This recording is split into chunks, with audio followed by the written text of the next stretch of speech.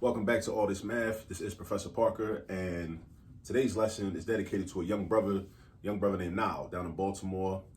We were doing some test prep in the tutoring session, and I realized that we needed to focus in on how to factor quadratic trinomials. This young brother Nile's a pretty good soccer player, so I decided to throw on in honor of him. Decided to throw on my Ghana Football Association T-shirt, but I'd be remiss if I mentioned Ghana without also mentioning Osageyfo Kwame Nkrumah. I don't know if you all are familiar with Osageyfo. Osageyfo Kwame Nkrumah was the first leader, the first president of an independent Ghana when Ghana gained political independence, not economic independence, but when it gained political independence from Great Britain because it was colonized by the British during the scramble for Africa. Kwame Nkrumah also actually attended Lincoln University, which is a historically black college in the United States. Right, attended Lincoln University before, and then he attended UPenn before returning to the Eastern Hemisphere. I think he gained a degree in England before returning to Ghana. Well, it was the Gold Coast at the time, and then later became Ghana under his leadership. He was elected as the first president of an independent Ghana. Right. Later there was a coup. His leadership there didn't last too long. There was a coup backed by the British and some, people there that were not a fan of Nkrumah's politics. But then he ended up going, because Nkrumah was a Pan-Africanist. Keep that in mind, that's important too. Nkrumah was a Pan-Africanist. So he ended up linking up with Ahmed Sekou Toure up in Guinea, another country in West Africa, which is close to Ghana. And they were co-presidents. They became co-presidents. Ahmed Sekou Toure invited him to be co-president of Guinea. This also influenced the late Kwame Ture. Kwame Ture, formerly known as Stokely Carmichael, Howard University graduate, civil rights activist, human rights activist. He relocated to the continent of Africa, and he was the political secretary for these two brothers, and he helped to grow and expand the All African People's Revolutionary Party. So just a little bit about Ghana and a couple of noteworthy people similar, what's the word? A couple of noteworthy people related to the country of Ghana: Osageyfo Kwame Nkrumah, Ahmed Sekou Toure, and of course Kwame Ture as well. All right, now let's jump into this lesson. So as I said, we're going to be factoring some quadratic trinomials. Now, what makes it quadratic? What's quadratic even mean? When you see an expression such as these, I got 7 examples up here, right? I got 7 examples, right? When you see an expression where the biggest exponent you see is a 2, you know that it's quadratic. You see, that's a 2 right there. That's a 2 exponent.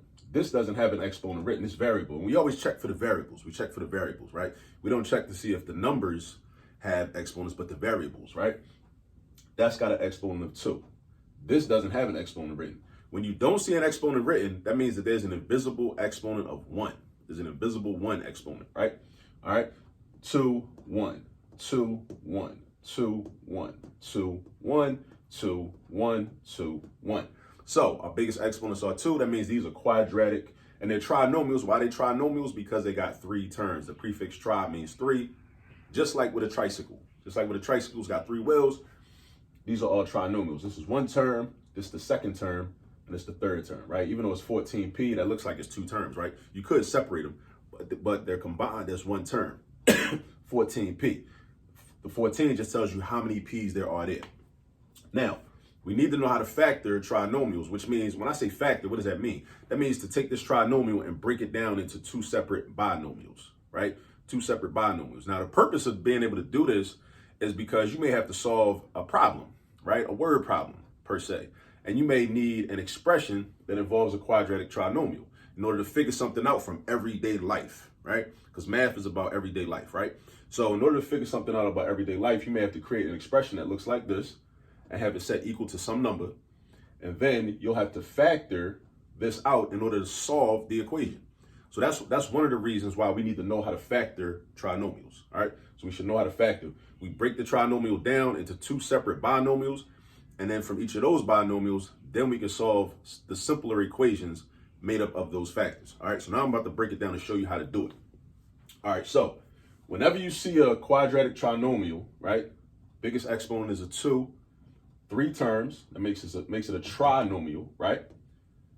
You look at the lead coefficient. This is the lead coefficient is the coefficient. Well, first of all, let me back up. What's a coefficient? The coefficient is like this 14, this 10, this 14, this 9, this negative 8, minus sign in the front, so that makes it negative. This negative 4, this invisible positive 1. There's no number written, so that means it's a 1. Just like with the exponent. No exponent written, that means the exponent is a 1. If there's no number written in front, that means the coefficient is an invisible 1. The coefficient tells you how many of the variable you have. If we got 14p, that means we got 14 p's. That's how many p's we got. If we got p squared, that means there's an invisible 1 out here. There's an invisible 1 out here, right? Like that, right? So, but it doesn't have to be written. It's kind of like what's understood don't have to be said. It's one of them type things, right? So we got 1p squared. Now, if you have a quadratic trinomial and your lead coefficient is called the lead coefficient, just like in elementary school, the line leader, the student that was in the front of the line, you know, used to always want to be in the front, wanted to be the line leader, right? So this is the lead coefficient. If it's a 1, then we do something called reverse FOIL.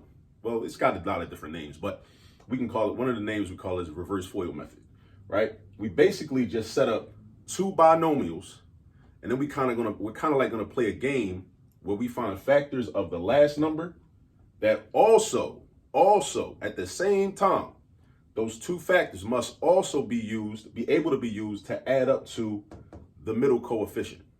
So two factors of the last number that add up to the middle coefficient.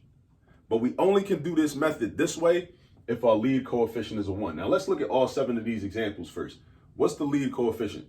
That's got a 1 because no number is written. That's a 1, no number is written. That's a 1 because it tells you basically how many r squareds do I have right here. I see r squared, so that means there's one of them. Kind of like $1 is $1. $1 and $1 are the same thing, right? If you don't say I have $1, but I say I got $1, you know that that's $1, right? You see p squared, that's a p squared, so that's a 1 there. K squared, no number written, invisible 1. R squared again, no number written, invisible 1, right? So look, when we see the problem set up like this, that indicates to us how we're gonna actually do the problem. All right, so what we do is we set up two binomials. Binomials are expressions that have two terms. Like bicycles have two wheels, binomials have two terms. All right, so it's gonna be like this. We first set up our two sets of parentheses, right? And we're gonna have 4 terms all together. 2 terms in the first binomial, 2 terms in the second binomial. Now, again, like I said, it's like a game. Think of it like a game. Don't think of it as real complex and complicated math, right? It's a game. What 2 factors of 48 also add up to 14? So if you know your multiplication facts really well and your division facts really well, this shouldn't be that difficult, right? You think of 2 numbers that can multiply together. Factors are numbers that multiply to equal another number, right? So 2 numbers that multiply together that can equal 48, that also add up to 14. So if you don't know your multiplication facts and you don't know your factors of numbers, right? Another thing I recommend is for you to memorize the factors of numbers. Just start memorizing them, right? Like, what are the factors of 48? Like, I know that the pairs of factors of 48 are like 48 times 1, 24 times 2, 16 times 3, 12 times 4, 11 is not a factor, 10 is not a factor. I'm kind of just going in numerical order. 9 is not a factor because I know 9 times 5 is 45, right? 9 times 6 is 54. So 9 is not a factor of 48. What about 8? 8, yeah, I could do 8. 8 times 6 is 48. Now, if I keep going down, I'm going to hit 6 again, and then it's 6 times 8. 6 times 8 and 8 times 6 are the same thing because of the commutative property of multiplication. It don't matter the order of the numbers when you multiply, right? So these are basically all the factor pairs of 48, right? So now my job is to look at these factor pairs and say, okay, which of these pairs also adds up to the middle coefficient?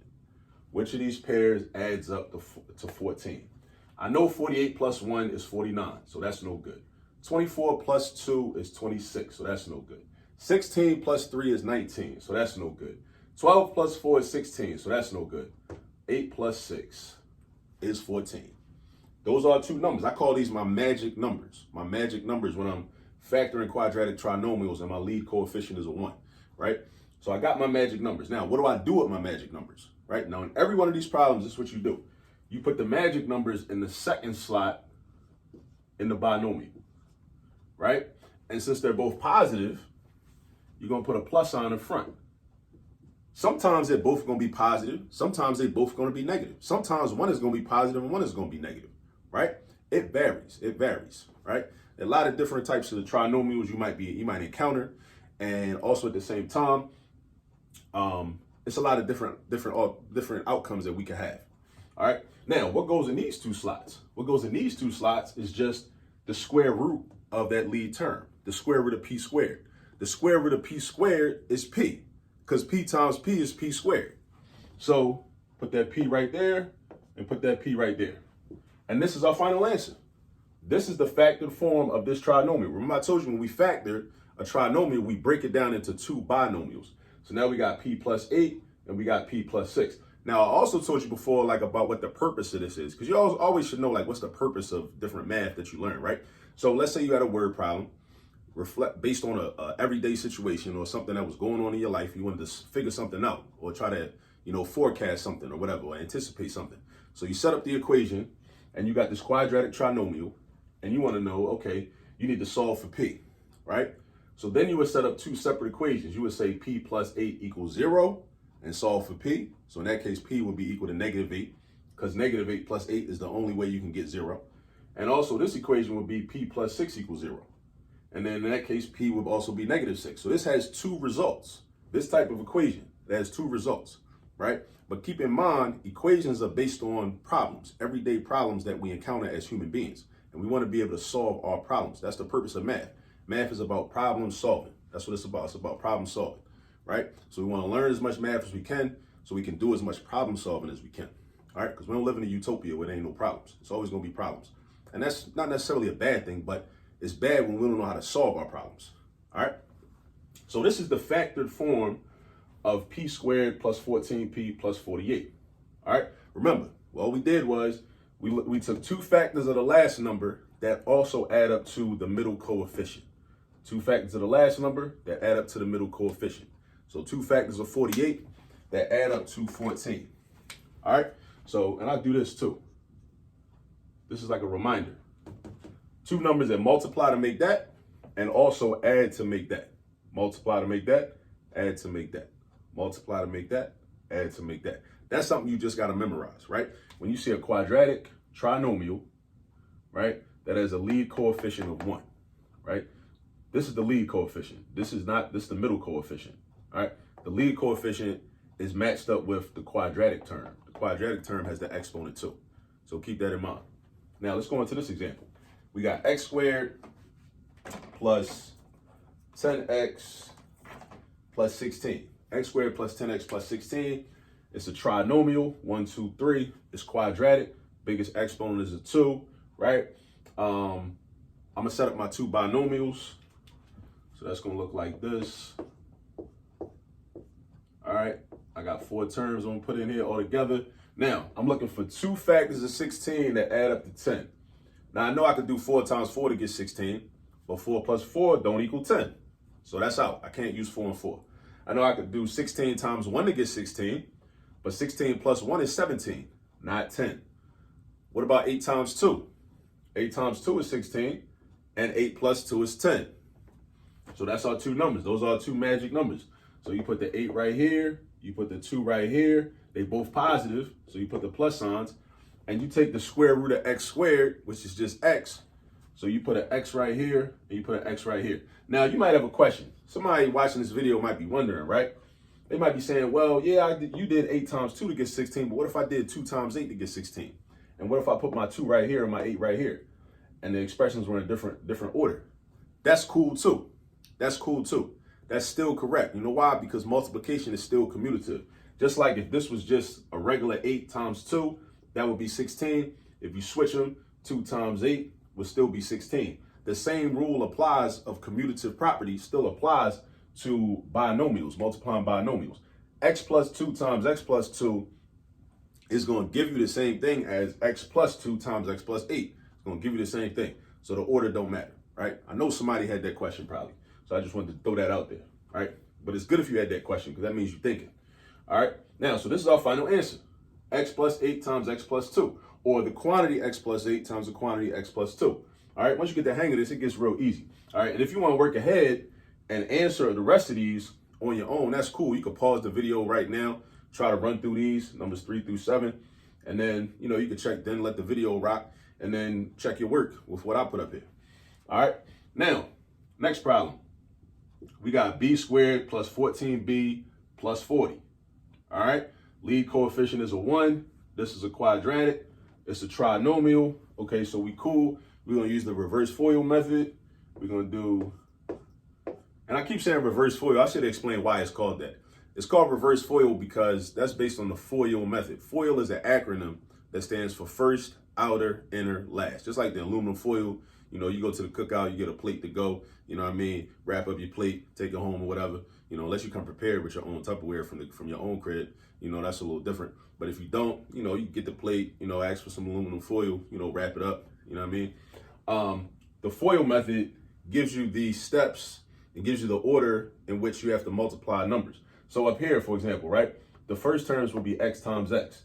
That would give you, you will multiply those together and get x squared. That's where that x squared comes from. Then the outer terms are x times 2. That's 2x. Then the inner terms are 8 times x. That's 8x. You would do 2x plus 8x because they're what we call like terms because they got the same variable with the same exponent, right? X and an exponent of 1. That would add up to 10x. Then the last terms, the L in FOIL, is 8 times 2. That's 16. So basically, if you were given this problem and told to multiply by your teacher or your professor or whoever, you would do the FOIL method. I mean, that's one way to do it. You don't have to do the FOIL method, but that's one method. You would use the FOIL method and get this.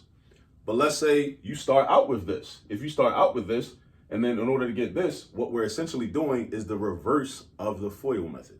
So that's why we call it the reverse FOIL method. And I'm real big on making sure people understand why this is even called that. Like, why does this have that name? What's the etymology? Where did that come from? Where did that name come from? Because I believe, and I'm a firm believer in this, that if as far as mathematics is concerned, if you at least understand why something is called what it is, that'll help you a lot in terms of understanding what you need to do and what the steps are and why the steps make sense. So always think about, well, why is this called that? Like, where does this name come from? Like, how does this influence or affect my process in this problem, right? All right, so now here, next problem, we got a 40 at the end and a 14 in the middle. So I need two factors of 40 that add up to 14, right? So I can't do 40 times 1 because that adds up to 41. I can't do 20 times 2 because that adds up to 22. 3 is not a factor of 40, so I keep going. What about 4 times 10? 4 times 10 is 40. 4 plus 10 is 14. So that's my answer. Those are my two magic numbers. My answer is going to look like this. I'm going to put a b plus 4, and I'm going to put a b plus 10, right? Because 4 and 10 are my two magic numbers, right? They're magical because they're coincidental because, well, I like calling them magical because they multiply to make this number and they add to make that number, all right? And then you put the b's right here because b squared is the same thing as b times b, and you're done, all right? Number 4, trinomial, quadratic, lead coefficient is a 1, all right? So because it fits that criteria, and that's why I keep going over that part, because it fits that criteria, we know we could use this method. We can't always use this method, right? It's like 6 or 7 different types of factoring based upon how the expressions look. If it looks like this, we know we can factor it this certain way. But if the lead coefficient was a 2 or a 3 or -8 or 20 or whatever, we could not use this method, right? We would not be able to use this method. This is a method that only is used when the lead coefficient is a 1. Also, if it was a binomial, let's say this 18 wasn't here, we would have to factor it a different way, all right? So we got to go through the criteria. Is it a trinomial, right? Is the lead coefficient a 1? And is the biggest exponent of 2, making it a quadratic? All right, now, we do our two binomials. I know I'm going to have an r and an r because I got r squared. What two factors of 18 add up to 9? 18 and 1? No. 9 times 2? No. That adds up to 11. Not 9. 6 times 3. 6 times 3 is 18. 6 plus 3 is 9. There you go. R plus 6, R plus 3, and we done. All right. Now, sometimes every expression is not going to be factorable, right? It's not going to be factorable. Sometimes, just like prime numbers are not factorable. Prime numbers only have 2 factors, 1 and themselves. Sometimes that happens with expressions. Every expression is not factorable, right? So now we go to number 5. All right. We got this. We got that. P squared, so we're going to do P and P. Now, these last 3 problems get a little different. You know why? Because they got minus signs. minus signs. But we follow the same method, but we got to be careful because we're dealing with negative numbers now, right? We're dealing with negative numbers now, but we follow the same method. You just got to be a little bit more detail oriented, okay? So now I'm saying what factors of 7 add up to negative 8? And this one is not that bad because 7 is a prime number, so you don't have a lot of options. With 18, we had options. With 40, we had options. With 16, we had options. With 48, we had a few options listed right here. But when you're dealing with a prime number, that kind of makes life a little easier, right? Because it only could be either, since it's positive, it's either going to be 7 times 1 or negative 7 times negative 1. Because remember, 2 negatives multiply together to make a positive also. So it's either going to be 7 times 1 or negative 7 times negative 1, right? Now, does 7 and 1 add up to negative 8? No, not at all. But negative 7 and negative 1 add up to negative 8. So those are 2 numbers we're going to use. So we're going to do minus 7 and minus 1. And we're done, right? See, you got to be careful with the negative signs. When you see minus signs, you know, you kind of got to turn up your attention a little bit, right? Because normally we would just say, oh, 7 times 1, yeah. And 7 plus 1 is 8, right? 7 plus 1 is positive 8. But this is a negative 8. This is a negative 8. So pay extra attention when you start seeing negative signs. Pay extra attention when you start seeing negative signs. All right. Now, next problem, number 6. We got 2 left. All right. K squared minus 4k minus 60. Trinomial, quadratic, lead coefficient is a 1. Trinomial, 1, 2, 3. Quadratic, biggest exponent is a 2. Lead coefficient is a 1. All right. So we're going to go, boom. We do this. K squared. So we're going to do the K and the K. Now, 60 is kind of big. 60 is a composite number. It's got a lot of factors. 60 times 1. Now, I know this is a negative. So that means one of my factors got to be negative and one of my factors got to be positive. But while I'm going through the motion trying to figure out what the factors are, I'm going to act like it's a positive 60 for the time being. For the time being only, right? 60 and 1, I can't use because that don't add up to negative 4. 30 and 2, that don't work. That don't add up to negative 4. 20 and 3, that's not going to work because that's not going to add up to negative 4. What about 15 and 4, right? 15 times 4 is 60, right? And if you don't know your 60 factors by heart, then just, write them down or take out a calculator and just start dividing 60 by different numbers. 60 divided by 1, 60 divided by 2, 60 divided by 3, 60 divided by 4. Now, in your calculator, once you do that division, if you get a whole number answer or an integer for an answer, then that means that that number was divisible by 60 and that number was a factor, and the number that you got when you plugged it in the calculator is also the other factor because you want to find factor pairs. So 60 and 1 is a factor pair. 30 and 2 is a factor pair. 20 and 3 is a factor pair. 15 and 4 is a factor pair. But none of those factor pairs matter because none of them add up to negative 4. All right. What about 12 and 5? 12 times 5 is 60. So if you know your multiplication facts, your 12 facts, you would know that 12 times 5 is 60. So 12 and 5 is a factor pair, but they don't add up to negative 4. Keep going. 10 times 6. Oh, that's kind of rings a bell a little bit, right? 10 times 6 is 60, right? But remember, one of my numbers got to be negative. So what if I said positive 10 and negative 6? That multiplies to make negative 60.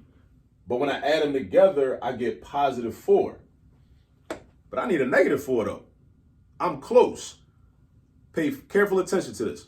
Whenever this happens, whenever you get the right number with the wrong sign, like right here, we got positive 4 because that equals positive 4, right? But I need a negative 4. So whenever that happens, all you got to do is you keep the numbers, but you change their signs. Instead of positive 10, negative 10. Instead of negative 6, positive 6. All right? You keep the numbers, but you change the sign because negative 10 plus positive 6 is negative 4. So those are 2 magic numbers. So we're going to do minus 10 and plus 6. K minus 10 times K plus 6. All right? Now, then R squared plus R minus 20. All right? So now, trinomial, 1, 2, 3. Quadratic, exponent is 2. Lead coefficient is a 1, right? We need 2 binomials, right? So I put my R here and my R here. Now I need factors of negative 20 that add up to positive 1. Now when no number is written, just like when no number is written, The coefficient is 1. No number is written here, so the coefficient is 1. All right, so negative 20, right? We're going to have, let me see, 20 and 1. That's not going to add up to 1. That's not. 10 times 2, that's not going to add up to 1. So that's out. What about, well, 3 is not a factor of 20. What about 4? 4 times 5 is 20. But remember, now 4 plus 5 is 9. But one of our numbers needs to be negative. One of our numbers needs to be negative. So what if I did negative 5 and positive 4? Negative 5 and positive 4 multiply to make negative 20. They do. They multiply to make negative 20. But do they add up to positive 1? No, they don't. They add up to negative 1. But remember what I told you. Whenever you get the right number with the wrong sign, all you got to do is flip or exchange the signs of the two factors you use. So instead of a negative 5, give them a positive 5. Instead of a positive 4, give them a negative 4. And that's going to add up to positive 1. And that's what we wanted. We want a positive 1. Right now, R is not 1. R has a coefficient of 1. That's a very popular mistake that students make. They say, oh, well, if you just see a variable, then that means it's 1. No, we don't know what the variable is. And in these particular problems, we don't care what the variable is. The coefficient is 1. That tells us how many R's we have. If no number is written, then we have one of these. We have one R. The coefficient is 1. So that tells me how many R's I have. All right. So these are my two magic numbers, positive 5 and negative 4. All right. Positive 5 and negative 4. All right. So my final answer is the quantity R plus 5 times the quantity R minus 4. Yeah. And use that word quantity, right? When you read these answers, don't say parentheses R plus 5 times parentheses R minus 4. If you have an expression that's written inside parentheses in algebra, we call that a quantity. We call that a quantity. So the quantity R plus 5 times the quantity R minus 4. All right? That's what we call it. All right? And this is how we factor trinomials in this form, or presented to us in this way. Quadratic trinomials where the lead coefficient is a 1. Now, if the lead coefficient is not a 1, there's some more work we got to do. We got to do some different work. If these were binomials, there's some different work we got to do. All right. If they're not quadratic, there's some different work we got to do.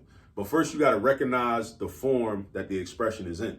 Once you recognize the form that the expression is in, then that is a signal to how you should approach the problem and how you should break it down and how you should factor it. All right. So this video is almost like 30 minutes long. But we did a lot though. We did like 7 problems.